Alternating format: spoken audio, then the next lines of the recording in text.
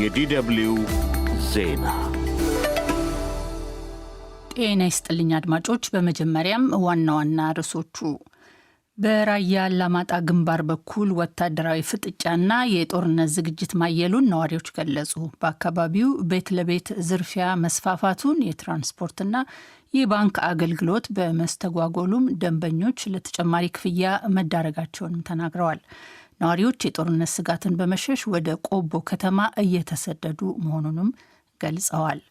በመቶዎች የሚቆጠሩ ሰዎች ጦርነት ሸሽተው ከትግራይ ክልል ወደ ሱዳን እየገቡ መሆናቸውን የፈረንሳይ ዜና አገልግሎት ዘገበ። አንድ የሱዳን ጸጥታ ኃይል ምንጭ እንዳለው ከትግራይ ክልል ወደ ሱዳን ከገቡት መካከል ቁስለኛ ተዋጊዎች ይገኙበታል። የዩናይትድ ስቴትስ ፕሬዚዳንት ዶናልድ ትራምፕ ከኢራን ጋር የሚካሄደውን ጦርነት ከፍጻሜ ለማድረስ ዛሬ ሰኞ ድርድር ይጀመራል ሲሉ ትናንት ተናግረዋል። የኢራን የውጭ ጉዳይ ሚኒስቴር ቃል አቀባይ ግን በአሁኑ ጊዜ ቴሄራን ከዩናይትድ ስቴትስ ጋር ድርድር እያካሄደች አይደለም ብለዋል። ዜናው በዝርዝር በራያ አላማጣ ግንባር ወታደራዊ ዝግጅቱና ፍጥጫው ማየሉን ነዋሪዎች ለዶይቼ ቬለ ተናገሩ። ስማቸው እንዳይጠቀስ የፈለጉ አንድ የአላማጣ ከተማ ነዋሪ የህወሓት ሰራዊት በራያ ግንባር በጨርጨር በቢሶበርና ሌሎች አካባቢዎች ተሰማርቷል ብለዋል። ብዙ አርሚዎች በራያ ግንባር አሰማርቷል። ለጦርነት ዝግጁ እንዲሆኑ መምሪያ ወርዶላቸዋል። ዝግጅት ያለው አሁን በጨርጨር በኩል አለ። ከዛ ቢሶበር ማለት ነው። በዛ ቦታ መርፋት አካባቢ አለ። ከዚህ በዋጃ ቆቦ በጃሮታ ጀምረ በዚህ በበዳና ለኮ ተለይ ውሃ ከዛ በላይኛው በኩል ደግሞ በባይባዋ ጥሙጋ ላዩን ማለት ነው። እና ይሄ የዋጃ መስመር ተከትለ ያለው የራሳቸውን አርሚ አዘጋጅተዋል። በዚህ የተነሳም ነዋሪዎች እንዳሉት ባላማጣ ከተማ በምሽት ሰዎች በነጻነት መንቀሳቀስ አልቻሉም። በታጣቂዎች ቤት ለቤት የሚፈጸም ዝርፊያም ተጠናክሮ ቀጥሏል። የዘራፊዎችን ማንነት ማወቅ አይቻልምም ብለዋል እኚህ ነዋሪ።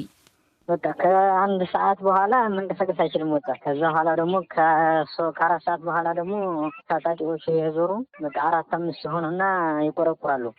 ቤተሰብ መስሎት ይከፍታል። እዛ ንብረት ይወስዳሉ። ብርም፣ ወርቅም፣ ሞባይል። አሁን ጭንቅ በጭንቅ ነው ያለው። በቃ ፊታቸው እንደማይታወቁ ይጠመጥማል። በሸርጥም ማስክም ምናምን አድርገው በቃ አይናቸው ብቻ እንዲታይ። በአካባቢው የትራንስፖርትና የባንክ አገልግሎት መስተጓጎል በመፈጠሩ ደንበኞች እስከ 10% ተጨማሪ ክፍያ ለግለሰቦች ለመክፈል መገደዳቸውን ነዋሪዎች ገልጸዋል። ነዋሪዎች እንደሚሉት በህወሓት ኃይሎችና በፌዴራል መንግስት መካከል ዳግም ጦርነት ሊጀመር ይችላል የሚሉ የአላማጣና የራያ ወረዳ ነዋሪዎች ጦርነትን በመሸሽ በየዕለቱ ወደ ቆቦ ከተማ እየገቡ ነው። ዝርዝሩ በዜና መጽሔት ዝግጅታችን ይቀርባል። በመቶዎች የሚቆጠሩ ኢትዮጵያውያን ከትግራይ ክልል ድንበር ተሻግረው ወደ ጎረቤት ሱዳን እየገቡ ነው ሲል የፈረንሳይ ዜና አገልግሎት ዘገበ። የሱዳን የጸጥታ ኃይሎችንና የሕክምና ምንጮችን ጠቅሶ ዜና አገልግሎቱ እንዳለው ሰዎቹ በጦርነት ወደምትናወጠው ወደ ሱዳን የሄዱት በድንበር አቅራቢያ የሚካሄደውን ጦርነት በመሸሽ ትናንትና ከትናንት በስቲያ ነው። ሐምዳይ በተባለችው የድንበር ከተማ የሚገኝ አንድ የሱዳን ጸጥታ ኃይል ምንጭ እንዳለው ከትግራይ ክልል ወደ ሱዳን ከገቡት ሰዎች መካከል ቁስለኛ ተዋጊዎች ይገኙበታል። አንድ የሕክምና ማዕከል ምንጭ እንዳሉት ደግሞ ቁስለኞቹ ከድንበር አካባቢ በ15 ኪሎ ሜትር ርቀት ላይ ሱዳን ውስጥ ወደሚገኘው አልሃሻባ ወደ ተባለው ስፍራ ለተጨማሪ ሕክምና ከመላካቸው በፊት ድንበር ላይ የመጀመሪያ ደረጃ ሕክምና እንዳገኙ ተናግረዋል።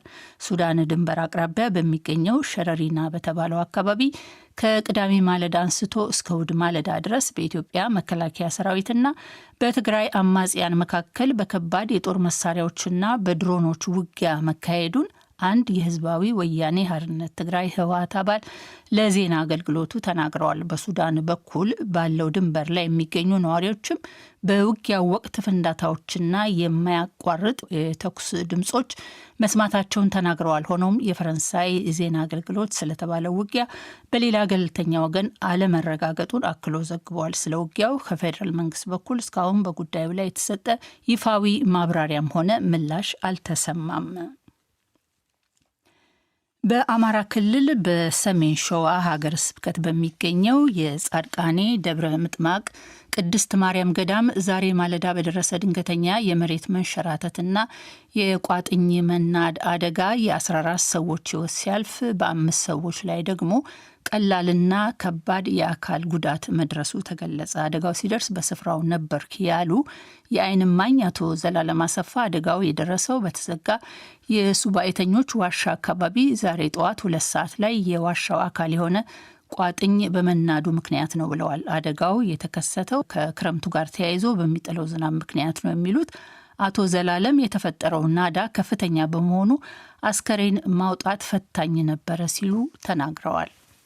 በጣም አስቸጋሪ ገልጸዋል። እንዲህ በጣም ብዙ የከተማው ሕዝብ፣ ጸበልተኛው፣ የፖሊስ አካል እንደገና የመከላከያ ሰራዊት በሙሉ ሚኒሻ ሳይቀር ተደርጎ ነው እንግዲህ አስከሬን ሊነሳ የቻለው።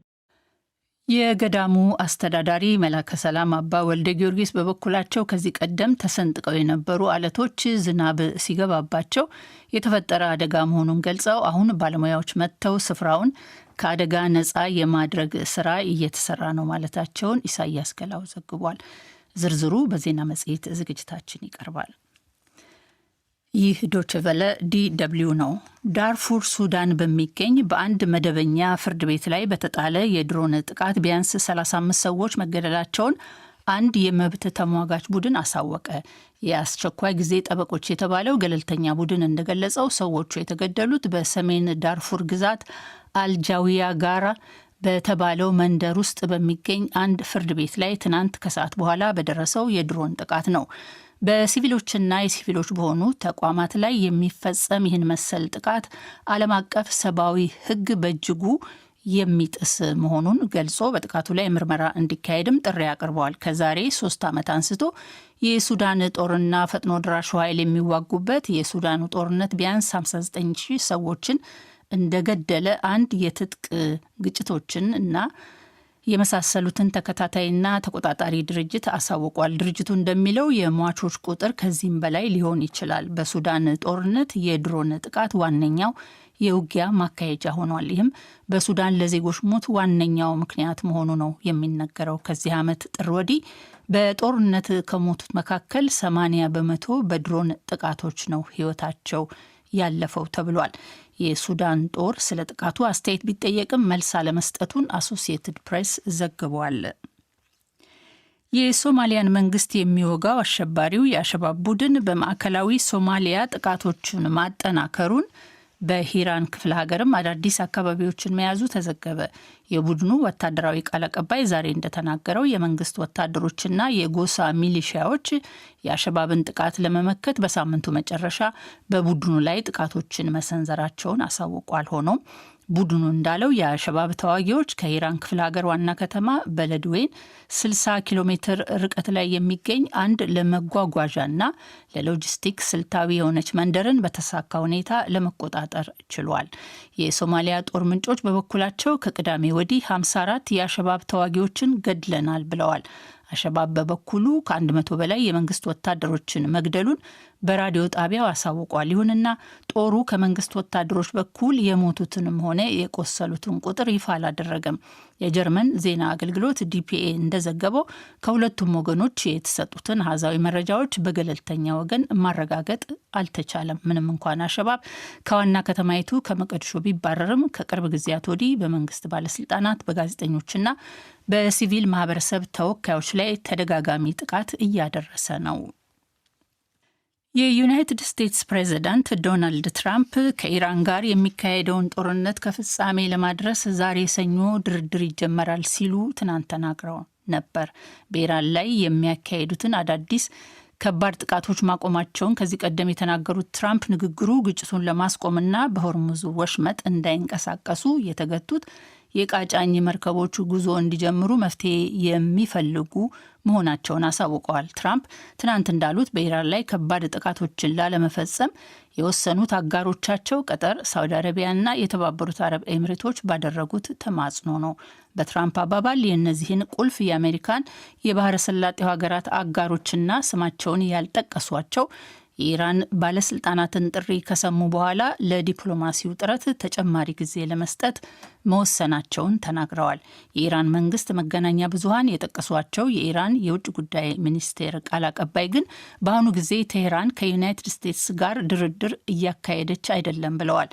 የመስሪያ ቤቱ ቃል አቀባይ ኢስማኤል ባግሄ እንዳሉት ኢራን አሁን የምትደራደረው ከአማን ጋር መሆኑን አስረድተው ድርድሩም በሆርሙዝ ወሽመጥ የሚካሄድ የመርከቦች ጉዞ ደህንነቱ የተጠበቀ እንዲሆን በታቀደው ጊዜያዊ የመርከቦች መጓጓዣ መስመር ላይ ነው ብለዋል። የኢራን ውጭ ጉዳይ ሚኒስቴር ቃል አቀባይ እስማኤል ባግሄንን ጠቅሶ የኢራን ዜና አገልግሎት ኢርና እንደዘገበው በዚህ እቅድ መሰረት ነዳጅ ዘይት ጫኝ መርከቦችም ሆኑ ሌሎች የእቃ ማጓጓዣ መርከቦች ወደ ኢራን ግዛት የውሃ ክልል የሚገቡት በሰሜናዊ የባህር መስመር በኩል ይሆናል። መርከቦቹ ለኢራን ወይንም በባህረ ሰላጤው ሀገራት ወደቦች ጥሪ ካደረጉ በኋላ የሚመለሱት በኦማን የውሃ ክልል በኩል ይሆናል። ቃል አቀባዩ እንዳሉት ሀሳቡ በስተመጨረሻ አንድ ስምምነት ላይ እስኪደረስ ድረስ የተለያዩ የጉዞ መስመሮችን ከመጠቀም ይልቅ መርከቦቹ ክብ የጉዞ መስመሮችን እንዲከተሉ የሚያደርግ ነው። ይህ ዶቼ ቬለ DW ነው።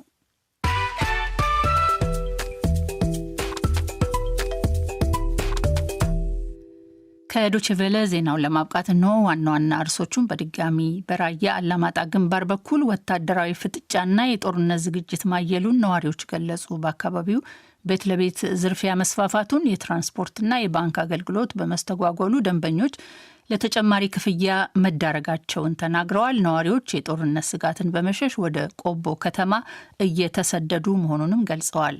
በመቶዎች የሚቆጠሩ ሰዎች ጦርነት ሸሽተው ከትግራይ ክልል ወደ ሱዳን እየገቡ ናቸው ሲል የፈረንሳይ ዜና አገልግሎት ዘገበ። አንድ የሱዳን ጸጥታ ኃይል ምንጭ እንዳለው ከትግራይ ክልል ወደ ሱዳን ከገቡት መካከል ቁስለኛ ተዋጊዎች ይገኙበታል።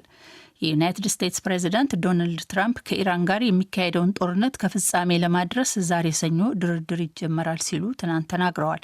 የኢራን የውጭ ጉዳይ ሚኒስቴር ቃል አቀባይ ግን በአሁኑ ጊዜ ቴህራን ከዩናይትድ ስቴትስ ጋር ድርድር እያካሄደች አይደለም ብለዋል። ዜናው በዚሁ አበቃ።